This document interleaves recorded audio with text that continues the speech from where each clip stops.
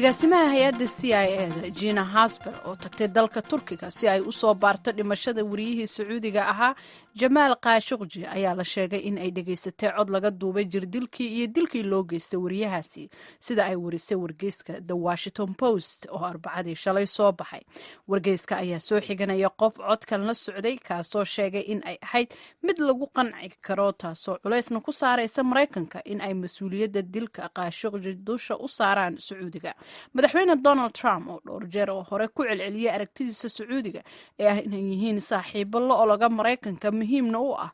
iibsashada hubka Mareykanka noocyadiisa kala duwan ayaa u muuqda mid ku soo kordhaya shakiga uu ka qabo dhaxal sugaha Sacuudiga Mohammed bin Salman doorka uu ku lahaa dilkii Khashoggi. Trump ayaa u sheegay wargeyska The Wall Street Journal in dhaxal suguhu uu yahay ninka arrimaha badankooda kala wada maadaama isagu uu yahay kan howlaha inta badan fuliyana haddiiba uu qof noqonayo uu isaga yahay.